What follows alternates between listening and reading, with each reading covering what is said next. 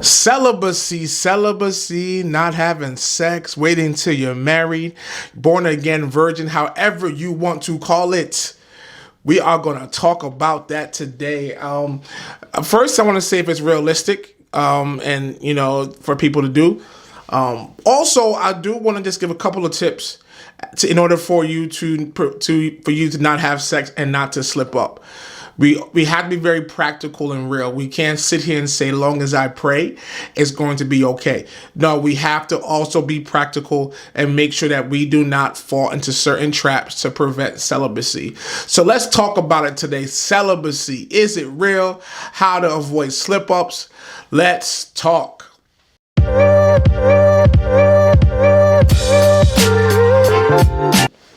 So. I know that you're saying, yo, he's married. He don't know the struggle. He's an old head, blase, blah. I don't know why he want to talk about it.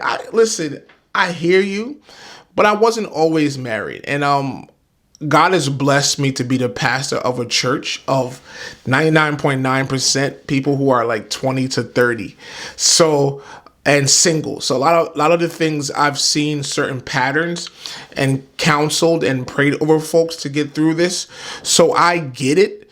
And I noticed places where folks have messed up, and trying to find ways to prevent folks to mess up. First, let's talk about it. Pastor Ron, is this realistic? Can folks really be celibate and wait till they're married and do all that good stuff? Can people just sit there and be virgins? And yes, with God, all things are possible.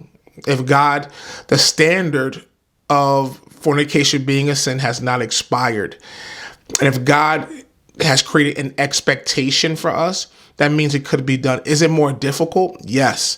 Social media is a big culprit. People who are around you. And I think churches are one of the biggest reasons why people feel this way, is because we stopped preaching about it.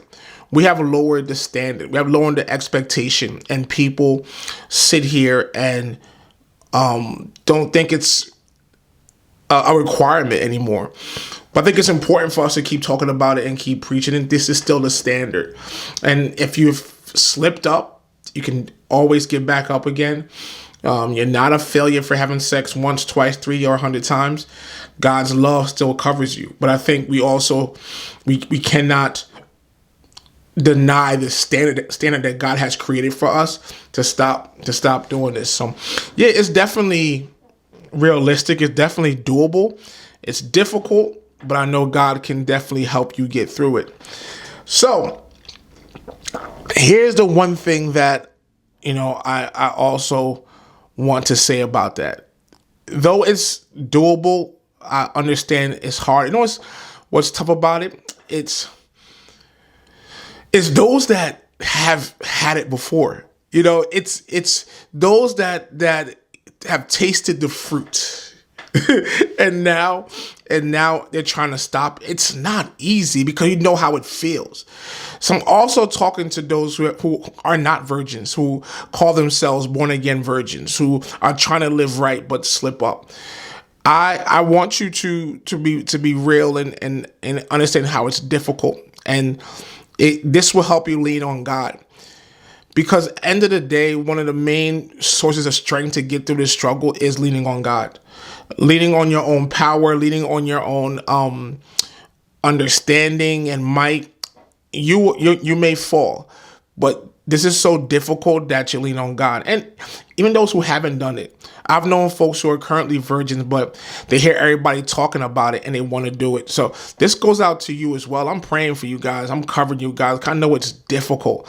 I know it's tough for you guys out there. But again, with God, all things are possible. You have to believe in him and say, God, this is what I want to do.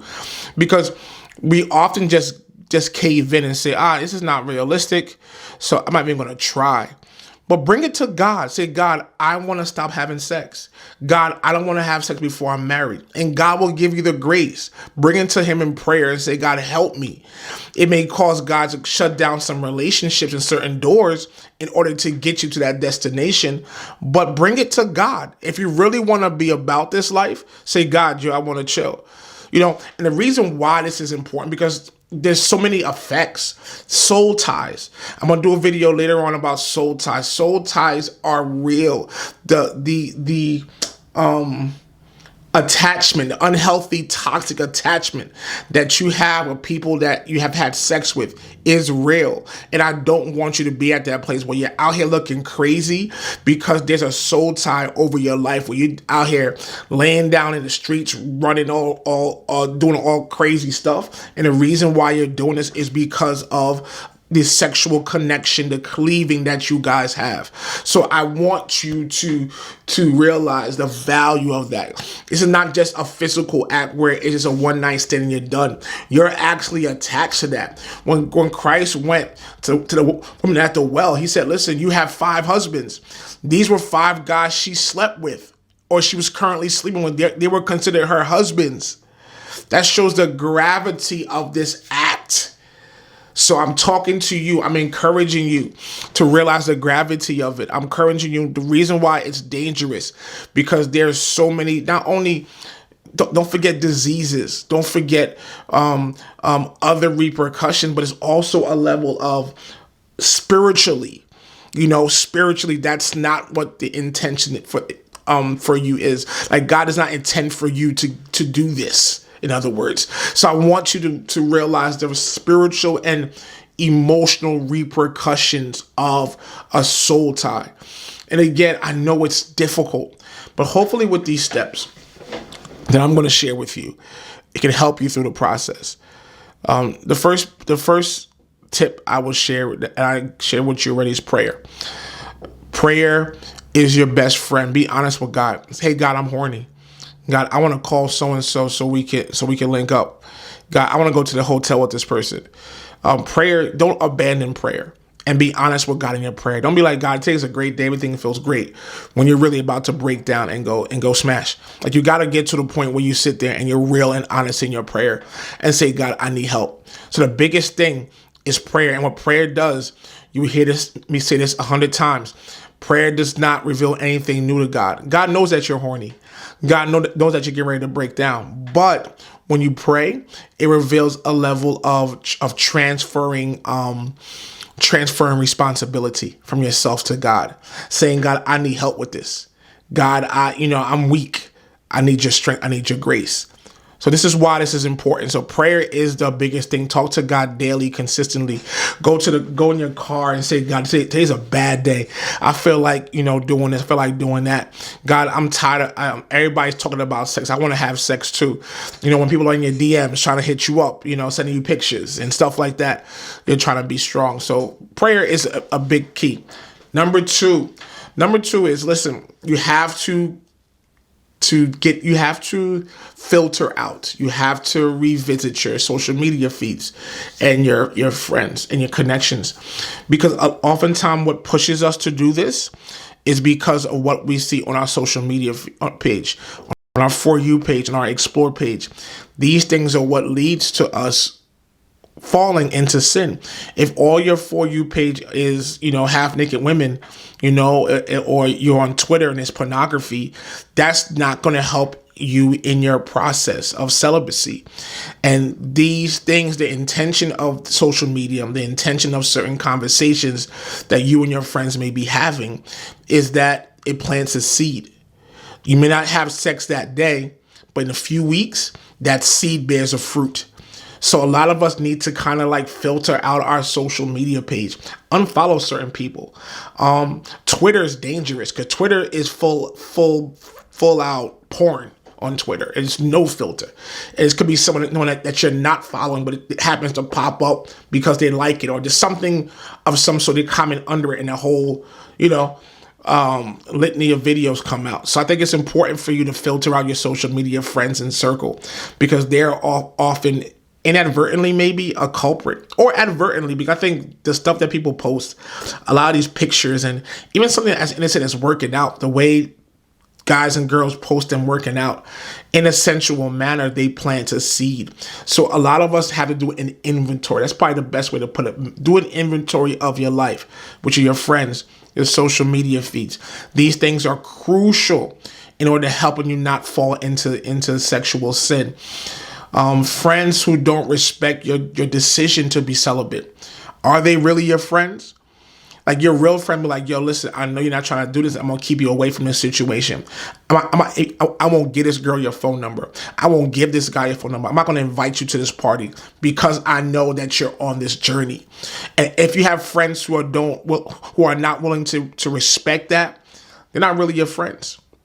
They ain't really the people that you want to have in your life.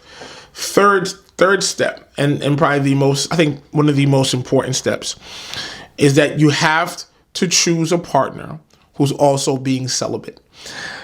Let me tell you something. I love to hear the one be like, yeah, I'm not having sex, Pastor Ron, and my boyfriend respects that. That's a cap, okay? He or she that respects your decision of being celibate is either cheating or waiting for an opportunity for you to slip up. If both of you guys are not on the same journey of celibacy, one of you guys are going to mess up. You probably don't want to hear that. You probably think I'm full of crud. Listen, if both of you guys are not on this journey, one of you guys, if not both of you guys, are going to fall. If he's like, listen, man, I don't know what she talking about. Like I'm horny. I'm trying to get me some. If he can't get it from you, he'll get it from someone else. If you tell your partner that you are celibate, tell somebody that you're talking to that you're celibate, the response should be, that's cool, I'm in this journey with you. Not, I respect how you feel it, which I respect how you feel means I hear you, but that's not for me, that's for you. Which means I'm going to do me. So you have to stop lying to yourself. You got to be able to date with someone, choose a partner who's on the same journey as you, because not only it makes things easier, but when you guys feel weak, the other could pick you up, because you're gonna feel weak. You're gonna feel like you're gonna mess up. But at the end of the day, you got to get to the point where you sit here and say, "All right, yo, babe, I'm right now. I'm ready to come to your crib right now." And he's like, "Nah, chill. Come on, let's chill. Let's pray." That's the devil talking. As opposed to like, word? All right, come through then. I've been waiting for this. It's a different type of energy, different type of vibe. Again, it might sound like I'm talking crazy, but both of you guys got to be on the same journey. So you have to choose the typical part, choose a partner who's on the same journey as you. So these are the 3 steps. I love sharing steps. I love sharing tips to help you remain on a celibate journey. And this is tough. And this is you. Hit me up in a DM. I want to pray for people like you. I know it's not easy. I know it's not easy. Say, Pastor Ron, I'm trying. It's not, I want to do, but I just messed up. It's okay. I had a baby out of wedlock, and I want to be a born again version. Send that to me and I want to pray over you. Comments, Pastor Ron, you're crazy. This is everybody smashing. Let me know. Talk to me. I want to make sure that this is a discussion, and I'm also here to cover you in prayer because I understand the challenges. And also, as you're sending me a DM, don't forget to like, subscribe, send me some feedback, share this in your group chat, hit the share button. Let's get this word out. Let me know what you think. Thank you for your time. I love you. God bless you. Peace.